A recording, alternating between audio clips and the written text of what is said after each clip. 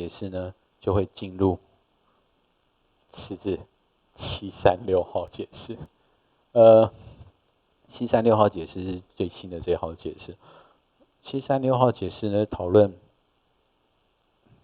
一样就是学校做了一个决定呢，对教师权益产生影响呢，教师到底可不可以提起行政侦讼？那如果你沿用4446号解释的见解，那就是重要性标准嘛。可是你想哦，684号解释呢，他把学生跟学校之间的行政侦讼的特别权利关系呢，他就做了一个全面性的突破了嘛。那这样的684号解释的做成，会不会影响到教师跟学校之间在行政侦讼上特别权利关系突破的思考？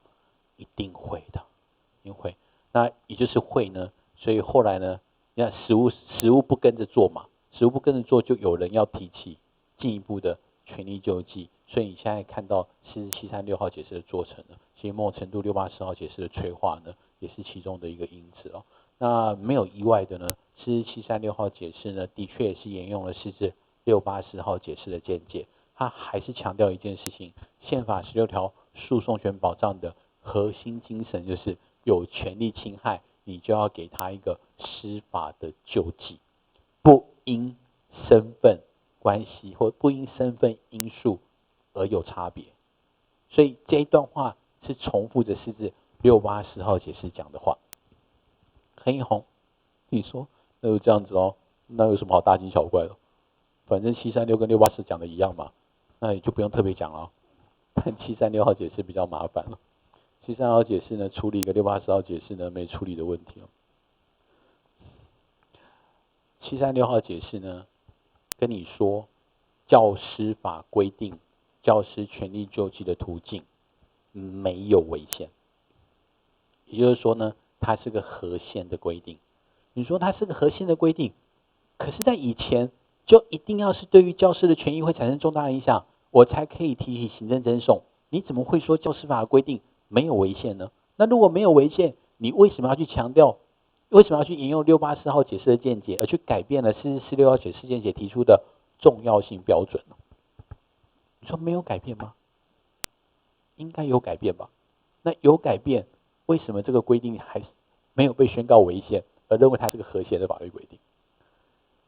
这问题很重要，很重要就是它会联动到现在你对于国家跟公务员之间关系在行政侦讼可不可以提起行政上的理解，也有同样的问题哦。你现在想一个状况，随着684号解释的全面性突破，它跟你强调一件事情：宪法16条诉讼权保障不因身份而有差别，只要有权利侵害，就要给司法救济。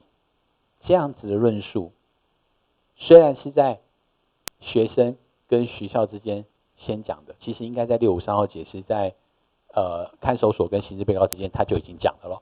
那这样子的精神放在国家跟公务员之间的法律关系上，是不是也应该要有适用？是不是？应该是，对不对？可是我们实务上没有这么做。我们实务上呢，对于就是国家对于公务员所做的决定呢，公务员到底可不可以提起行政侦讼呢？我们沿用的还是重要性标准。我要讲了，我应该怎么说？我们公务员现在国家做成一个决定呢，公务员到底公务员如果要进行权利救济呢，他是怎么样救济？我这样会不会太怪了？你们念过公务员法吗？有没有稍微念过？国家对于公务员所做成的决定，按照公务员保障法的规定，如果是行政处分，你的救济途径就是复审、行政诉讼；如果不是行政处分，你就是申诉，然后再申诉，但你不可以行政诉讼。很有吼，那这样子的文字规定，照道理讲，这是行政处分就可以行政诉讼嘛？那什么叫行政处分？我还没有讲到行政处分，但是行政处分呢，它是行政法律行为，所以它有个特征就是，只要会直接产生法律效果，它就是行政处分嘛。照道理讲，只要对公务员权益会产生影响，它就是行政处分嘛，对不对？本来应该是这样子啊，可是我们整个公务员的整个公务员保障，应该讲公务员保障法的适用实务上呢，它不是这么解读行政处分的，它是用4至298号解释的重要性标准来解读构不构成行政处分。也就是说呢，你要能够提起复审跟行政诉讼的行政处分，它公务员保障法的适用的实务上呢，是说一定要是对公务员权益会产生重大影响的行政决定，它才是公务员保障法上规定的行政处分，你才可以对他提起复审跟行政诉讼。反之，如果对公务员权益没有产生重大影响的行政决定，它就不是公务员保障法上的行政处分，它只能够申诉再申诉。这样可以理解我的意思吗？所以你可以理解这个意思呢，你就放到教师法的规定，其实是同样的问题哦。也就是公务人员保障法有跟你讲，那个行政处分一定要是属于对公务员权益会产生重大影响的，才是公务员保障法行政处分吗？他没有这么讲哦，他文字规定只是讲行政处分哦。所以把那个行政处分加上一个重要性标准的要件是谁决定的？是行政法院的实务决定的。那个不是公务人员保障法上的规定。公务人员保障的规定只有讲行政处分就可以复审行政诉讼，那个行政处分必须要是对公务员权益产生重大影响的，这样子的要件是行政法院的实务加上去的。那为什么这个行政法院的实务呢？那是因为298号解释一路以来就是这么处理的，可以理解吗？所以这个见解呢，并没有因为684号解释而做成而改变，但其实它应该要产生影响，只是现在还没有动作。但先有动作的反而是在教师跟学校之间的关系，那逻辑是一样的。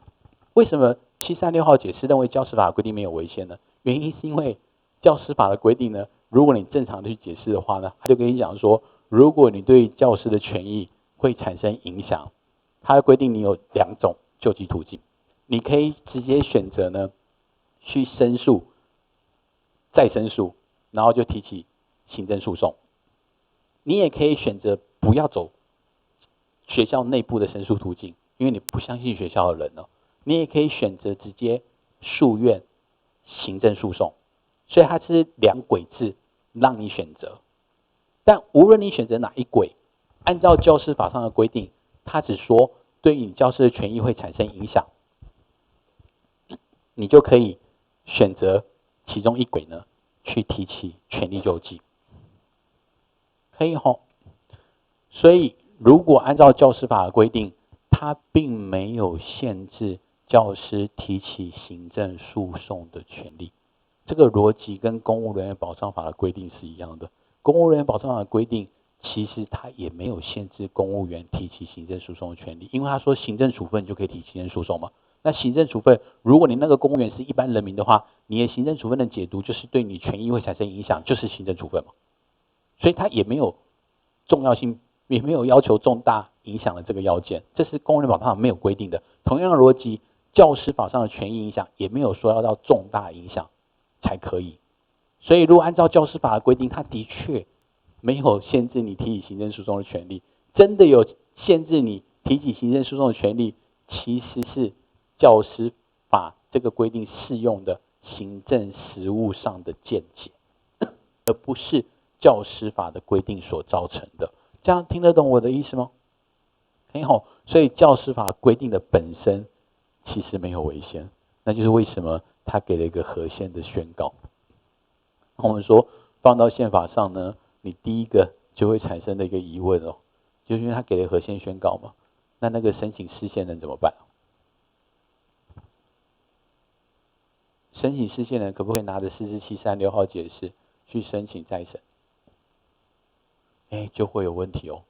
原因是因为它不是违宪宣告，就会有问题。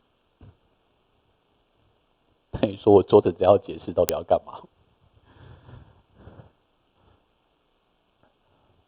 这要解释呢，其实真正作用呢是要跟行政法院讲，然后跟行政法院讲说呢，你不可以添加教师法上所无的要件限制哦。但我觉得这个状况呢有点昧于现实哦。昧于现实的情况是，我们现在行政法院的实务就是这么见解，就是这个见解哦。那因为呢，你在4473-6号解释的文字呢，其实没有讲得很清楚了。